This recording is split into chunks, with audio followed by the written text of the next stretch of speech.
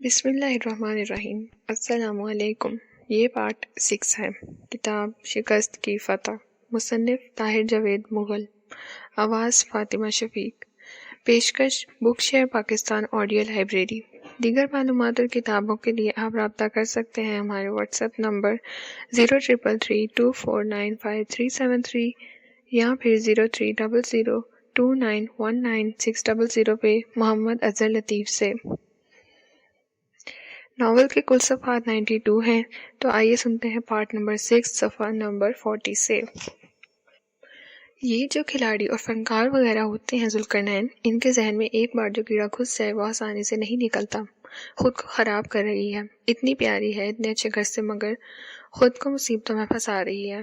مولوی اشفاق کے لیے یہ کتنی شرمندگی کی بات ہوگی کہ ان کی بیٹی اس طرح کے کاموں میں پڑی ہوئی ہے۔ ایسے بندے کو اللہ ہی ہدایت دیتا ہے، لیکن یہ تو ہو سکتا ہے کہ وہ کسی بڑی مصیبت میں پھنسنے کے بعد ہدایت پائے۔ کیا مطلب؟ میں نے کالج میں سنا تھا کہ گجرانوالہ کی چیمپئن ایتھلیٹ نشو بجلی کے ساتھ نور کا زبردست ٹاکرا چل رہا ہے۔ وہ لوگ کسی صورت نور کو آگے نہیں آنے دیں گے۔ جہاں کہیں کوئی ایونٹ ہوتا ہے اور یہ دونوں اکٹھی ہوتی ہیں، جھگڑا ہوتے ہوتے رہ جاتا ہے۔ بس یہی معاملے ہیں نا خدیجہ، جن کی وجہ سے عورت کو گھر کی چار دیواری تک محدود رہنے کو آسان سمجھا جاتا ہے۔ باہر کی مشکلوں کو مقابلہ کرنے کے لیے قدرت نے مرد کو بنایا ہے، اور وہی اس کے لیے بہتر ہے۔ پھر وہ ذرا توقف سے بولا، تم خود بھی تو اس سے ملتی ہو نا؟ ہاں، کبھی کبھی، عام سے انداز میں۔ اسے شک تو نہیں ہوتا کہ تم کون ہو؟ نہیں، اس نے مجھے کبھی دیکھا ہی نہیں۔ کہیں دیکھا بھی ہوگا تو بھول چکی ہے۔ بہن سے گفتگو کے بعد بھی ذوالقرنین دیر تک جاگتا رہا۔ کھڑکیاں سے بارش کی پھواریں ٹکرا رہی تھیں اور دل میں دلترنگ کی سی کیفیت پیدا ہو رہی تھی۔ نور کی آواز، اس کی آنکھوں کے رنگ، اس کے دل نشین لب و لہجے، اور پھر خفگی کے عالم میں پیشانی کی ایک چھوٹی سی سلوٹ، سب کچھ اس کے تصور میں گھوم رہا تھا۔ پتہ نہیں کیوں ذوالقرنین کا دل چاہا کہ وہ کم از کم ایک بار نور سے پھر ملاقات کرے اور اسے اس صحیح لا حاصل سے نکالنے کی کوشش کرے، اسے سمجھائے کہ اس کی جدوجہد کا اصل مقام اس کا گھر ہے۔ نور آہستہ آہستہ شکست کے بعد صدمے سے نکل رہی تھی۔ وہ ابھی ایف ایس سی سے واپس آئی تھی اور تھکی ہاری بستر پر دراز تھی۔ ذرا سستانی کے بعد وہ مغرب کی نماز پڑھنا چاہ رہی تھی۔ اسی دوران میں طاہر ابا اندر داخل ہوئے۔ انہوں نے کہا، گاؤں چلنا ہے؟ گاؤں؟ بھائی بھول گئی ہو تم، اب نالے کا میلہ آ گیا ہے۔ تمہاری دادی تو 1 مہینے سے تیاریوں میں لگی ہیں۔ پچھلی دفعہ وہ لوگ اکیلے چلے گئے تھے، مگر میرا خیال ہے اس دفعہ ہمیں ضرور جانا چاہیے۔ نالے کا میلہ یعنی پیر امنا والے کا میلہ؟ اس میلے کا ذکر ہی اپنے ساتھ بچپن میں اور لڑکپن کے بے شمار سنہری یادیں لے آتا تھا۔ دل میں ایک ترنگ سی جاگتی تھی، لیکن آج کل نور کا تربیتی شیڈیول بھی ٹائٹ چل رہا تھا۔ اس نے کہا، کتنے دن رکنا ہوگا طاہر ابا؟ کم از کم 5 دن، لیکن تم ضرور جاؤ۔ ایک تو تمہارا موڈ بہتر ہوگا، دوسرے میں چاہتا ہوں کہ تمہیں اس نامعقول کے آس پاس رہنے کا موقع ملے اور اس کے دل میں مزید نرمی پیدا ہو۔ نامعقول سے طاہر ابا کی مراد ہمیشہ کی نور کے ابا جی ہی تھے۔ وہ بچنا چاہتی تھی، مگر دل بھی چاہ رہا تھا۔ آخر وہ آمادہ ہو گئی۔ ٹریننگ سینٹر یعنی اے ایف ایس سے 5-6 دن کی چھٹی اس شرط پر مل گئی کہ وہ اسٹریچنگ وغیرہ کی ورزشیں جاری رکھے گی اور ڈائٹ کے حوالے سے بھی پوری پابندی کرے گی۔ بسمہ اور نور دوسرے دن بازار گئیں تاکہ روانگی کے حوالے سے کچھ شاپنگ کر سکیں۔ شاپنگ کرتے ہوئے بسمہ کا ذرا تھک گئی تو وہ دونوں ایک جوس کارنر میں داخل ہو گئیں۔ ابھی انہیں میز پر بیٹھے 2-4 منٹ ہی ہوئے تھے کہ نور نے دیکھا کہ کسی شخص نے بسمہ کو مخاطب کیا ہے۔ بسمہ بہن، کیا میں 2 منٹ کے لیے یہاں بیٹھ سکتا ہوں؟ بسمہ اور نور نے ایک ساتھ اس شخص کی طرف دیکھا۔ نور بے طرح چونک گئی۔ وہ ذوالقرنین تھا۔ وہ سفید شلوار قمیض اور واسکوٹ میں تھا۔ اس پر چمکیلے حاشیے والی گول ٹوپی تھی۔ بسمہ اور نور کے کچھ کہنے سے پہلے ہی وہ کرسی پر بیٹھ گیا۔ یہ کیا بدتمیزی ہے؟ نور نے غصے سے کہا۔ پلیز، میں آپ کا زیادہ وقت نہیں لوں گا، صرف 2-4 منٹ۔ نور کا دل چاہا کہ وہ اپنی کرسی کو پیچھے جھٹک کر اٹھ کھڑی ہو، مگر پھر اس نے خود کو سنبھالا۔ اپنا حجاب درست کرتے ہوئے ٹھیکے لہجے میں بولی، کیا میں یہ سمجھوں کہ آپ ہمارا پیچھا کر رہے تھے؟ میں شرمندہ ہوں، لیکن خدا گواہ ہے میں کسی بری نیت سے نہیں یہاں موجود۔ صرف آپ کی بھلائی کی بات کرنا چاہتا ہوں۔ وہ حسب عادت نظریں جھکائے بولا۔ پچھلی ملاقات کی نسبت آج اس کا لہجہ قدرے بہتر تھا۔ معاف کیجیے، ہم نابالغ نہیں ہیں، اپنا برا بھلا سمجھتی ہیں۔ یہی تو دکھ ہے کہ آپ سب کچھ سمجھنے کے باوجود کچھ سمجھ نہیں پا رہی۔ میں پھر معافی چاہتا ہوں، لیکن یہ کہنے پر موجود ہوں کہ آپ ایک ایسے راستے پر چل رہی ہیں جہاں آپ اور آپ کے نہایت نیک نام والد صاحب کے لیے بہت سی پریشانیاں ہیں۔ آپ کس حوالے سے مجھے لیکچر دے رہے ہیں؟ کہ آپ کا خیال ہے کہ میں کوئی ناسمجھ جاہل ہوں؟ ایسا ہوتا تو پھر اتنے دکھ کی بات بھی نہیں تھی۔ ایسا نہیں ہے، اور اس کے باوجود آپ گمراہی کی طرف جا رہی ہیں۔ جسے آپ گمراہی فرما رہے ہیں وہ ہمارے نزدیک نہیں ہے، اور یہ بحث اتنی طویل ہے کہ آپ کے بال سفید ہو جائیں گے۔ نور نے اپنا شولڈر بیگ اٹھایا اور تیزی سے اٹھ کھڑی ہوئی۔ بسمہ نے بھی اس کا ساتھ دیا۔ ذوالقرنین کے چہرے پر سرخ رنگ لہرا گیا، مگر وہ اپنی جگہ خاموش بیٹھا رہا۔ نور اور بسمہ نے باقی شاپنگ ادھوری چھوڑ دی۔ موڈ ایک دم خراب ہو گیا۔ نور بڑبڑا رہی تھی، پتہ نہیں کہاں سے پیچھے پڑ گیا ہے، اب اگر یہ سامنے آئے تو منہ توڑ جواب ملے گا اس سے۔ اگلے روز دادی اور پھپھو کی فیملی کے ساتھ ساتھ دونوں بھائیوں کی فیملیاں 3 گاڑیوں پر سوار گاؤں روانہ ہو رہی تھیں۔ ماموں کا ایک روز بعد آنا تھا۔ بہت عرصے بعد نور کو لاہور سے باہر نکلنے اور اپنی مصروفیات کو بریک لگانے کا ایک موقع مل رہا تھا۔ وہ تایا جان والی گاڑی میں سوار ہوتی، لیکن وہاں دادی بیٹھی ہوئی تھی، اور نور کو معلوم تھا کہ وہ پورے راستے میں اس کی والدہ مرحومہ کو نشانے پر لیے رکھے گی، اور نور کو مادر پردر آزاد قرار دے کر اس کے لتے لیں گی۔ وہ اس گاڑی میں بیٹھ گئی جس میں پھپھو اور کازن موجود تھے۔ گجرات سے آگے تنگ سڑک پر 1 گھنٹے کا سفر تھا، اور کچے پکے راستے پر قریباً 2 گھنٹے کا نہایت دشوار سفر طے کرنے کے بعد وہ بالآخر مورا والی گاؤں پہنچ گئے۔ بسمہ کے رشتے والا معاملہ حل ہو چکا تھا۔ ایک M.N.A ضامن تھا، اب اس حوالے سے انہیں کھاپری برادری کی طرف سے کسی طرح کا اندیشہ نہیں تھا۔ چودھری تغرل کی والدہ وڈی اماں آج کل بیمار تھی، اور نور کی دادی اس کی خبر گیری کرنا چاہتی تھیں۔ مورا والی میں وہ بڑے پرلطف دن ثابت ہوئے۔ ہر گزرنے والے دن کے ساتھ رونق میں اضافہ ہو رہا تھا۔ میلے کی قدیم روایت کے مطابق 3 دن پہلے علاقے کے لوگوں نے رضاکارانہ طور پر ہر طرح کا آتش اسلحہ تھانے میں جمع کروا دیا تھا، لیکن یہ اسلحہ تھانے میں جمع نہیں ہوتا تھا۔ رسم کے مطابق بلند و بالا مزار کے سامنے 7-8 بڑی چارپائیاں ڈال دی جاتی تھیں، ان پر سفید چادریں بچھائی جاتی تھیں، اور لوگ اپنے اپنے ہتھیار لا کر یہاں رکھتے جاتے تھے، اور تھانے کے محرر سے ٹوکن لیتے جاتے تھے۔ ایک ٹوکن ہتھیار یا ہتھیاروں کے ساتھ باندھا جاتا تھا۔ مزے کی بات یہ ہے کہ اس میں ناجائز اسلحہ بھی شامل ہوتا تھا۔ اس اسلحے کے لیے بالکل علیحدہ طریقہ کا کار تھا۔ یہ اسلحہ لوگ رات کی تاریکی میں جمع کراتے تھے جو ضروری سمجھتے۔ وہ اپنا منہ سر بھی ڈھانپ لیتے تھے۔ درجنوں کے ایک جھنڈ میں مستطیل شکل کی ایک طویل کوٹھری تھی۔ ٹانک چندی اینٹوں کی بنی ہوئی اس قدیم کوٹھری کی موٹی دیواروں میں چھوٹے چھوٹے بہت سے خانے بنائے گئے تھے۔ ان خانوں پر لوہے کے قریباً 1 مربع فٹ کے دھکنے اور تالے لگے ہوئے تھے۔ ہر خانے کا نمبر تھا۔ اپنے غیر لاسنی ہتھیار لوگ ان خانوں میں رکھتے تھے اور چابی اپنے پاس محفوظ کر لیتے۔ میلے کے اختتام پر رات کے وقت یہ لوگ اپنے ہتھیار نکال کر لے جاتے تھے۔ مدتوں گزرنے کے باوجود اس معاملے میں بھی کبھی کوئی گڑبڑ نہیں ہوئی تھی۔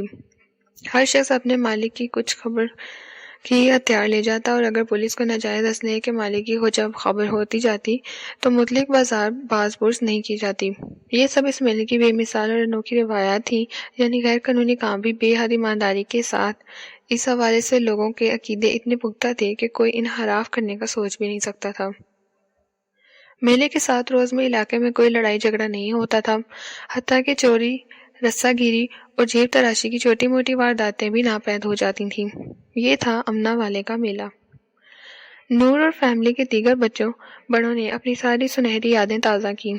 آبائی مکان کا بڑا حصہ اور ملحقہ باغ تو بک چکے تھے، مگر دریا کی طرف پرانی حویلی اب بھی دونوں فیملیز کی ملکیت تھی، اور بھی یہاں بھرپور تفریح کر سکتے تھے۔ یہاں بھی کچھ پڑھے لکھے لوگوں کو معلوم ہو چکا تھا کہ مولوی اشفاق مہرا کی بیٹی بڑی اچھی کھلاڑی نکلی ہے، اور اخباروں وغیرہ میں اس کا ذکر آتا ہے۔ کئی عورتیں لڑکیوں سے ملنے کے لیے آئیں۔ کچھ آنکھوں میں واقعی ستائش تھی، مگر کچھ کی آنکھوں میں ناپسندیدگی اور بیگانگی کی جھلک تھی، جیسے وہ خاموش کی زبان میں کہہ رہی ہوں، تم ہمارے گاؤں کی سیدھی سادی لڑکیوں کو کیا راستہ دکھا رہی ہو؟ مولوی اشفاق کی بیٹی ہو تم، کس راستے پر چل رہی ہو؟ یہ تمہارا راستہ نہیں ہے۔ اپنی جوانی سنبھالو، اپنا گھر سنبھالو، بال بچے دار بنو، کڑیوں کے یہ کام نہیں ہوتے۔ میلے میں ایک دن صرف خواتین کے لیے مخصوص تھا۔ اس روز نور، بسمہ، مہرین اور فیملی کی دیگر لڑکیاں بھی گئیں اور خوب تفریح کی۔ ہاں، نور کو کھانے پینے میں بہت احتیاط کرنا پڑ رہی تھی۔ صرف 2 ہفتے کے بعد اسے ایک اہم ایونٹ میں حصہ لینا تھا اور اس میں نچو بھی آ رہی تھی۔ گاؤں میں قیام کے دوران نور نے ابا جی کی دلجوئی کی کافی کوشش کی۔ ان کی خدمت کا کوئی موقع وہ ہاتھ سے جانے نہیں دیتی تھی، مگر ان کا رویہ بدستور کھچاؤ کا رہا۔ تایا جان کے سامنے وہ بول تو نہیں سکتے تھے، مگر دونوں بھائیوں میں پہلی باری گرم جوشی کہیں دکھائی نہیں دیتی تھی۔ نور خود کو اس کا ذمہ دار سمجھتی تھی۔ گاؤں سے واپس آ کر نور پھر اپنے روزمرہ کے معمولات میں لگ گئی۔ 5-6 روز کی کمی پوری کرنے کے لیے اس نے اضافی محنت کی۔ ایتھلیٹس کا یہ ایونٹ دراصل وابڈا میں ملازمت کے حوالے سے تھا۔ صوبے کی 4-5 ٹاپ رنرز بھی اس میں حصہ لے رہی تھیں۔ نور نے 100 میٹر کے ٹرائلز میں سخت جدوجہد کی۔ فائنل ہیٹ میں اس نے اپنی اہم ترین حریف نشو بجلی کو 0.75 سیکنڈ کے ساتھ شکست دی۔ حالانکہ مبینہ طور پر نشو کو ایک غیر ملکی کوچ کی خدمات بھی حاصل تھیں اور وہ نیشنل گیمز میں ٹائٹل مقابلہ بھی جیت چکی تھی۔ اس فتح کے بعد نور کو قوی امید ہو گئی کہ وہ اگلے قومی مقابلوں میں بھی نشو کو پچھاڑ سکے گی۔ اس ایونٹ کی فتح سے نور کو دوسرا فائدہ یہ ہوا کہ اسے ایک مناسب جاب مل گئی۔ تنخواہ زیادہ نہیں تھی، لیکن اتنا ضرور ہوا کہ تایا جان پر اس کے اخراجات کا جو اضافی بوجھ پڑ رہا تھا وہ کم ہو گیا۔ مگر مثلاً اگر پہلے اس پر 30,000 ماہانہ خرچ ہو رہا تھا تو اب یہ شرح 14-15,000 رہ گئی۔ تنخواہ کے علاوہ نور کو کچھ مراعات بھی مل رہی تھیں۔ نور کو خدشہ تھا کہ شاید ذوالقرنین پھر اس کو ڈسٹرب کرنے کی کوشش کرے گا، مگر ایسا نہیں ہوا۔ وہ پوری دل جمعی سے میگا ایونٹ یعنی نیشنل گیمز کی تیاری میں لگ رہی۔ اس نے تایا جان کے کہے کو اپنا موٹو بنایا تھا، محنت اور مسلسل محنت اس یقین کے ساتھ کہ صلہ مل کر رہے گا۔ سخت تربیت اور رننگ کے دوران میں بھی وہ کئی بار یہ جملہ زیر لب دہرانے لگی تھی، مسلسل محنت کا صلہ مل کر رہتا ہے۔ اس کی ٹائمنگ اب کسی وقت 11.90 سیکنڈ کو چھو جاتی تھی اور اس کا اور اس کے کوچز کا یہ یقین پختہ ہوتا جا رہا تھا کہ وہ گولڈ میڈل یا کم از کم سلور میڈل تک پہنچ جائے گی۔ میگا ایونٹ نیشنل گیمز میں اب صرف 1.5 ماہ باقی تھا۔ نور کا اوڑھنا بچھونا اس کی ٹریننگ بنی ہوئی تھی۔ وہ کہیں آنے جانے میں بہت احتیاط سے کام لے رہی تھی۔ پہلے وہ کبھی تایا یا ماموں کے ساتھ کہیں موٹر بائیک پر بھی چلی جاتی تھی، مگر اب تایا ابا کا حکم تھا کہ وہ صرف گاڑی استعمال کرے گی۔ ایسے موقعوں پر چوٹ لگ جانا یا کسی طرح انفٹ ہونا بہت تکلیف دہ ہوتا ہے۔ وزارت کھیل کی طرف سے صوبائی سطح پر کوئی ٹیلنٹ ہنٹ اسکیم ہو رہی تھی۔ انڈر 16 کی لڑکیوں میں سے قابل جوہر تلاش کیا جا رہا تھا۔ یہ ٹرائلز نور کے کالج کے وسیع و عریض میدان میں ہونے تھے۔ انتظامیہ نے نور کو بھی سینئر ایتھلیٹ کی حیثیت سے دعوت نامہ جاری کیا ہوا تھا۔ وہ ایونٹ کے روز کالج پہنچی تو وہاں رش لگا ہوا تھا۔ شامیانوں کے نیچے مختلف شہروں سے آنے والی بے شمار چھوٹی لڑکیاں موجود تھیں۔ نور پر انکشاف ہوا کہ نشو بجلی بھی آئی ہوئی ہے۔ نشو کی موجودگی اسے ہمیشہ سے ناگوار ہی گزرتی تھی۔ اگر اسے پتہ ہوتا کہ اس نے بھی آنا ہے تو شاید وہ نہ آتی۔ نور کے ساتھ بسمہ اور مہرین بھی آئی ہوئی تھیں۔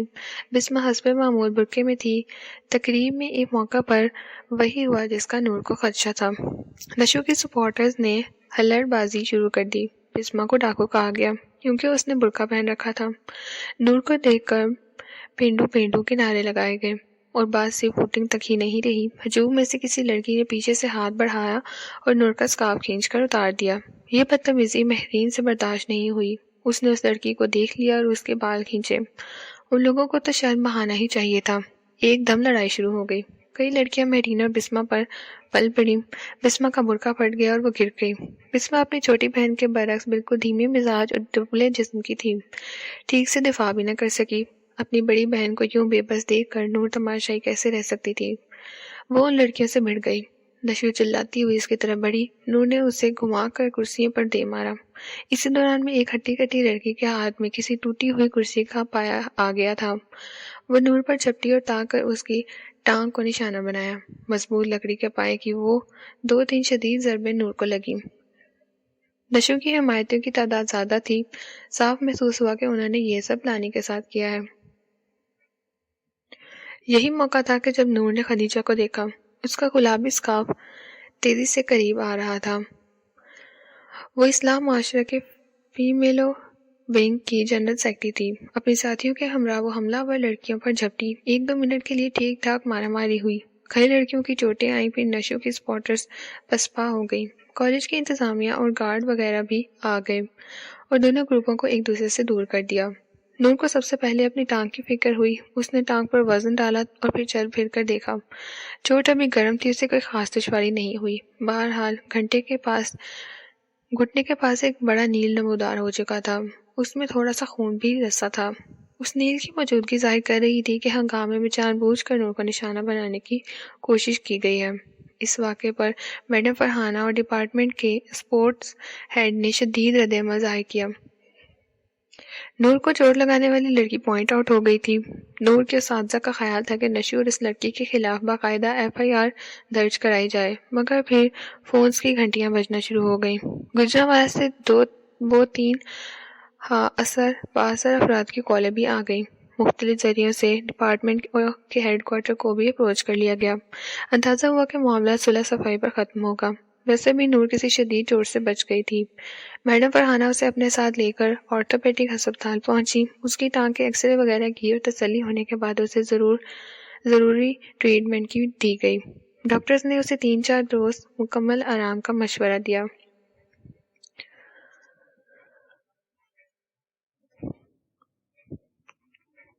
بظاہر سب ٹھیک ہو گیا تھا، مگر 4-5 روز آرام کے بعد جب نور ٹریک پر پہنچی اور اس نے باقاعدہ رننگ شروع کی تو اس پر انکشاف ہوا کہ معاملہ اتنا سادہ نہیں جتنا اب تک نظر آیا ہے۔ اس کا متاثرہ گھٹنا پوری طرح کام نہیں کر رہا تھا۔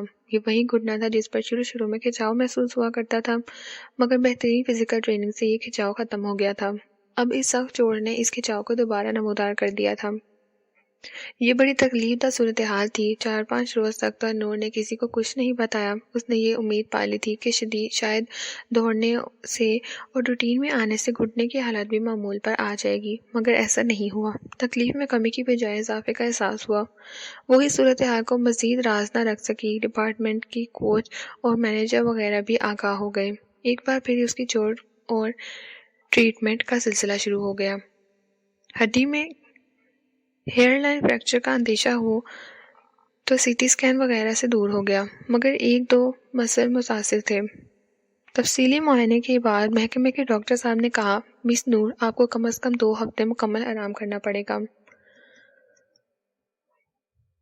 وہ روحانسی کی آواز میں بولی، لیکن ڈاکٹر، 2 ہفتے آرام کے بعد تو صرف 3 ہفتے بچیں گے، میں اتنی جلدی فارم کیسے حاصل کر پاؤں گی؟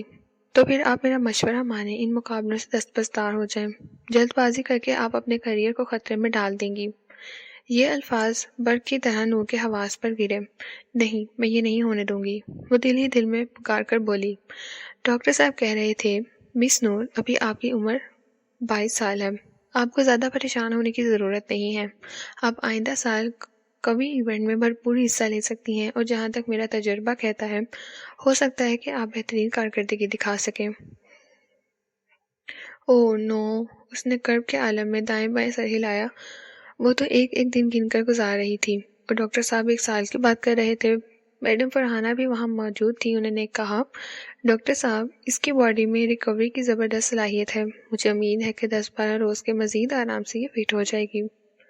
اللہ کرے ایسا ہی ہو، لیکن مجھے امکان نظر نہیں آ رہا۔ ویسے میری رائے تو یہ ہے کہ آپ لوگوں کو اور ہمارے ڈپارٹمنٹ کو اس لڑکی کے خلاف قانونی کارروائی کرنی چاہیے۔ صاف پتہ چلتا ہے کہ نور کو جان بوجھ کر نشانہ بنایا گیا ہے۔ وہ بڑے بااثر لوگ ہیں، فرحانہ بیگ نے کہا۔ کیس ہوا تو پھر کیسوں کا سلسلہ شروع ہو جائے گا۔ آپ کا ڈپارٹمنٹ بھی اس چکر میں پڑنا نہیں چاہیے۔ ڈاکٹر صاحب بولے، میں نے اس واقعے کی ویڈیو دیکھی ہے۔ مجھے تو لگتا ہے کہ اگر وہ دوسرے گروپ کی لڑکیاں مدد کو نہ آ جاتی تو نور اور اس کی 4-5 ساتھیوں کو مزید نقصان پہنچ سکتا تھا۔ جی ہاں، وہ ہمارے کالج کی ہی ایک آرگنائزیشن کی لڑکیاں تھیں۔ انہوں نے بڑا بروقت قدم اٹھایا۔ نور نے ابھی تک تایا جان اور بسمہ وغیرہ کو اپنی ہولناک ابتداءات سے بے خبر رکھا ہوا تھا، تاہم مہرین کو کسی حد تک اندازہ ہو چکا تھا۔ وہ جانتی تھی کہ گھٹنے کی اندرونی سائڈ پر لگنے والی چوٹ کتنی مضر ہوتی ہے۔ وہ بہت فکر مند تھی۔ اس روز ڈاکٹر سے مل کر جب نور گھر پہنچی تو کافی افسردہ تھی. اس کی سمجھ میں نہیں آ رہا تھا کہ تایا جان کو اس خبر سے کس طرح آدار کرے. دوسری طرف اسے یہ امید بھی تھی کہ وہ چند روز کے آرام کے بعد دوبارہ ٹریک پر آ جائے گی. گھر پہنچنے پر اسے معلوم ہوا کہ ایک مہمان آئی ہوئی ہیں. دراصل اسے نور نے ہی بے حد ریکویسٹ کر کے بلایا تھا. یہ وہی لڑکی خدیجہ تھی جس نے ہنگامے کے روز ڈٹ کر نور اور اس کی فرینڈ کی مدد کی تھی. وہ عبایا میں تھی اور تائی جان اور مہرین کے ساتھ ٹی وی لاؤنج میں بیٹھی چائے پی رہی تھی. نور اسے دیکھ کر گرم جوشی سے گلے ملی. سوری خدیجہ، مجھے کچھ دیر ہو گئی. وہاں ٹریننگ سینٹر میں ایک لیکچر سننا پڑ گیا تھا. نور نے ڈاکٹر اور اسپتال والی بات کھول کی. کوئی بات نہیں، مجھے آپ کی تائی جان اور مہرین سے مل کر بہت اچھا لگا. میں آپ کی بہن سے بھی ملنا چاہتی تھی مگر وہ شاید دوسرے گھر میں ہیں. نور نے اس بات میں سر ہلایا. وہ بولی، ان کو بھی تو تھوڑی سی چوٹ آئی تھی، سارا برقع بھی پھٹ گیا تھا ان کا. ہاں، وہ اب بالکل ٹھیک ہے. اور آپ کی مہربانی سے میں بھی ٹھیک ہوں. آپ سے ملاقات تو پہلے بھی ہوتی رہتی تھی مگر یہ پتہ نہیں تھا کہ آپ اس طرح ہمارے لیے رحمت کا فرشتہ ثابت ہوں گی. نہیں بھائی نور، آپ تو ہمارے کالج کا بلکہ پورے شہر کا ایک روشن نام ہے. اللہ سے دعا ہے کہ وہ آپ کو اپنے حفظ و امان میں رکھے اور مزید ترقی دے. مجھے یہ جان کر بڑی خوشی ہوئی کہ آپ اب پھر روٹین کی ٹریننگ کر رہی ہیں. نور کو سینے میں غم کی لہر محسوس ہوئی. خدیجہ اور نور کے درمیان 20-30 منٹ تک گفتگو کا دور چلتا گیا، لیکن اس تھوڑے سے وقت میں ہی وہ ایک دوسرے کے بہت قریب آ گئی، جیسے مدتوں سے ایک دوسرے کو جانتی ہوں. خدیجہ نور سے تقریباً 2 سال سینئر تھی. وہ اب نور کو بے تکلفی سے تم کہہ کر مخاطب کر رہی تھی اور نور کو یہ اچھا لگ رہا تھا. خدیجہ نے کہا، اب ہم اس گروپ کی طرف سے پوری طرح الرٹ ہو گئے ہیں. ان پرکٹی شتونگڑیوں نے کسی بھی موقع پر گڑبڑ کی تو منہ توڑ جواب ملے گا انشاءاللہ. اچانک نور کو خیال آیا، خدیجہ آپ کیسی آئی ہیں؟ بھائی کے ساتھ. وہ باہر گاڑی میں بیٹھا ہے. ارے یہ کیا بات ہوئی، انہیں باہر بٹھا دیا. تائی جان بولے، کہا بھی تھا اسے اندر لے آؤ لیکن مانی نہیں، کہہ رہی کہ وہ ذرا تنہائی پسند ہے. خدیجہ ہنسی. تنہائی پسند بھی، اور آج اس کا روزہ بھی ہے، کچھ کھائے پیے گا نہیں. لیکن خدیجہ انہیں ڈرائنگ روم میں تو بٹھا دیں. نور نے کہا، چلیں پھر صحیح، اس وقت تو کافی دیر ہو گئی ہے. وہ ریسٹ واچ دیکھتے ہوئے بولی، اب آپ لوگ اجازت دیں، انشاءاللہ پھر ملاقات ہوگی. وہ اجازت لے کر اٹھ کھڑی ہوئی. نور اور مہرین اسے دروازے تک چھوڑنے گئی. ان کی ایف ایکس گاڑی 15-20 قدم دور کھڑی تھی. گاڑی کا رخ دوسری طرح تھا. نہ جانے کیوں یہ نیلی گاڑی نور کو جانی پہچانی سی لگی. جب خدیجہ گاڑی میں بیٹھنے لگی تو نور کو ڈرائیونگ سیٹ پر بیٹھے شخص کی ذرا سی جھلک نظر آئی. وہ سناٹے میں رہ گئی. اس طرح کی نظر دھوکہ نہیں کھا رہی تھی. وہ ذوالقرنین تھا، قاری ذوالقرنین. تو کیا خدیجہ ذوالقرنین کی بہن تھی؟ کیا اسے معلوم تھا کہ اس کے بھائی کے ساتھ کچھ عرصہ پہلے نور کے رشتے کی بات چلی تھی؟ وہ کافی دیر تک اس غیر متوقع اتفاق کے حوالے سے سوچتی رہی. کہیں خدیجہ کی یہاں آمد کے پیچھے بھی تو کوئی منصوبہ بندی نہیں تھی؟ اپنے چور کے بارے میں نور کے دل و دماغ میں تہلکہ مچا ہوا تھا مگر وہ کسی پر ظاہر نہیں ہونے دے رہی تھی. وہ اپنے اندر امید کو روشن رکھے ہوئے تھی اور سوچ رہی تھی کہ چند دن کے مکمل آرام سے وہ نارمل ہو جائے گی. گاہے بگاہے نور نشو بجلی اور اس کے گروپ کے حوالے سے بھی اس کے اندر شدید غم و غصہ نمودار ہوتا، مگر اسے اچھی طرح معلوم ہو چکا تھا کہ ان لوگوں سے لڑائی مول لینا آسان نہیں ہے. اس نے بند کمرے میں ہلکی پھلکی ورزش کر کے اپنی چوٹ کی نوعیت کو سمجھنے کی کوشش کی اور اس کا نتیجہ الٹا نکلا. اس سے گھٹنے میں تیز درد شروع ہو گیا. دروازے پر دستک ہوئی. تایا ابا تھے. انہیں ابھی تک نور کی فٹنگز کے بارے میں کچھ معلوم نہیں تھا، فٹنس کے بارے میں کچھ معلوم نہیں تھا. ان کے ہاتھ میں ایک پارسل تھا. یہ اسپیشل ایتھلیٹ شوز تھے جو انہوں نے USA سے منگوائے تھے. لو بھائی، تمہارا یہ کام بھی ہو گیا. وہ اسے پیکٹ تھماتے ہوئے دبے دبے جوش سے بولے. پھر ان کی نگاہوں کے چہرے پر نور کے چہرے پر پڑی اور وہ ذرا ٹھٹکے. خیریت تو ہے نوری؟ انہوں نے پوچھا. بس یوں ہی سر میں تھوڑا درد سا تھا. اس نے بہانہ بنایا. تو آرام کرو نا بیٹی، کل تو تمہاری پریکٹس بھی نہیں ہے. جی تایا ابا، اس نے اپنے تاثرات کو سنبھالتے ہوئے کہا. تایا ابا کو دکھانے کے لیے اس نے پیکٹ کھولا، شوز پہن کر بھی دیکھے، تعریف بھی کی اور شکریہ بھی ادا کیا، لیکن اس کے دل پر جو گزر رہی تھی وہی جانتی تھی. تایا ابا نے مسکراتے ہوئے کہا، نور تمہیں پتا ہے چاند پر پہلا شخص کون پہنچا تھا؟ جی نیل آرمسٹرانگ، وہ بولنے سے بولی۔ اور دوسرے کا نام نہیں۔ دوسرے کا نام یاد نہیں۔ انہوں نے مسکراتے ہوئے اس کے سر پر ہاتھ پھیرا۔ اپنے لیے ہمیشہ نمبر 1 کو ہی ذہن میں رکھو۔ اسے خدا حافظ کہتے ہوئے وہ اپنے کمرے میں چلے گئے اور دروازہ بند کر کے جیسے سسک اٹھی۔ ایونٹ سے 6-7 دن پہلے تایا ابا کو بھی پتہ چل گیا تھا کہ نور پوری طرح فٹ نہیں ہے، لیکن پوری طرح پرعزم ہے اور ہر صورت ایونٹ میں حصہ لینا چاہتی ہے۔ محکمے کے سینئر ڈاکٹر کے علاوہ وہ تھی 1-2 بہترین اسپیشلسٹ کے زیر معائنہ رکھے ہوئے تھے۔ نور کوشش کے باوجود اپنی بہترین ٹائمنگ حاصل نہیں کر پا رہی تھی اور یہ اس کے لیے بے حد تکلیف دہ بات تھی، لیکن ایک جنون تھا، ایک دیوانہ پن تھا۔ وہ ہر صورت میگا ایونٹ میں حصہ لینا چاہتی تھی۔ ایک وجدان سا تھا اس کے اندر۔ اس نے مسلسل محنت کی ہے، اپنی کوششوں میں کوئی کسر اٹھا نہیں رکھی۔ اسے ضرور صلہ ملے گا، مل کر رہے گا۔ یہی تو کہتے تھے تایا جان بھی۔ اسے کچھ معلوم نہیں تھا کہ اس کے ساتھ کیا ہونے والا ہے، لیکن وہ اس مقابلے کے لیے پوری طرح تیار ہو گئی جس کا انتظار وہ ایک عرصے سے کر رہی تھی۔ وہ اپنی فٹنس کے حوالے سے مطمئن نہیں تھی، مگر اپنی ہیڈ کوچ میڈم فرحانہ کو بتا بھی نہیں رہی تھی۔ اسے اندیشہ تھا کہ اگر اس نے اس حوالے سے میڈم فرحانہ سے تفصیلاً بات کی تو ہو سکتا ہے کہ معاملہ خراب ہو جائے، نتیجہ یہ نکلے کہ اسے ایونٹ میں حصہ لینے سے ہی روک دیا جائے۔ وہ فٹنس حاصل کرنے کی پوری کوشش کر رہی تھی اور ساتھ ساتھ شب و روز دعا گو بھی تھی۔ بالآخر فیصلے کا دن آن پہنچا۔ توقع کے عین مطابق ٹاپ کے 5-6 اسپرنٹرز آسانی سے فائنل تک پہنچ گئیں۔ ان میں نشو بجلی، نور اور ایچیسن کالج کی ارم بھی شامل تھیں۔ ہر کسی کو فائنل ریس کا نہایت شدت سے انتظار تھا۔ اسٹیڈیم تماشائیوں سے کھچا کھچ بھرا ہوا تھا۔ کیمروں کی فلیش لائٹ چمک رہی تھی۔ ٹی وی کیمرے اور عام ویڈیو کیمرے بھی چکراتے دکھائی دے رہے تھے۔ دل دھڑک رہے تھے اور سانسوں کے زیر و بم میں تیزی آ چکی تھی۔ اس کے کزن مہرین، شرجیل، عثمان وغیرہ بھی یہاں موجود تھے اور تایا جان کی موجودگی تو ہمیشہ لازمی ہوتی تھی۔ ہاں بسمہ اس دفعہ نہیں آ سکی تھی، لیکن یقیناً وہ بھی کہیں نہ کہیں ٹی وی کے سامنے موجود تھی۔ رنرز نے ٹریک پر پوزیشن لی، اپنے پاؤں فٹ بلاکس پر جمائے، آگے جھک کر سٹارٹنگ لائن کو چھوا اور فائر ہوتے ہی اپنی سپنوں کی تعبیر کی طرف دوڑے۔ ان لمحوں میں نور نے اپنے فٹنس کے پرابلم کو قطعی طور پر ذہن سے نکال باہر کیا تھا۔ بس ایک ہی بات اس کے ذہن میں تھی، اس نے جیتنا ہے اور ہر صورت جیتنا ہے۔ اس نے اپنے اس حریف کو نیچا دکھانا ہے جس نے اسے ہرانے کے لیے بدترین حربے اختیار کیے۔ وہ اپنے ساتھ ہونے والی زیادتی کا بدلہ اس لڑکی سے قانونی طور پر نہیں لے سکتی تھی، مگر کھیل کے میدان میں تو لے سکتی ہے اور وہ ضرور لے گی۔ ایک دوسرا تصور جو اس کے حوصلے کو مہمیز کر رہا تھا وہ اس کے تایا ابا کا تصور تھا۔ انہوں نے بہت انتظار کیا تھا۔ آج وہ ان کی آنکھوں میں خوشی کی چمک دیکھنا چاہتی تھی، خوشی اور فتح کی چمک۔ وہ فٹ بلاکس کو دھکیلتے ہوئے دوڑی اور اپنی تمام تر ذہنی اور جسمانی توانائیاں صرف کر دیں۔ وہ آغاز میں ہی دفاعی چیمپئن نشو سے 3-4 فٹ آگے نکل گئی۔ نشو نے 40 میٹر طے کرنے کے بعد پورا زور لگایا اور نور کے برابر آ گئی۔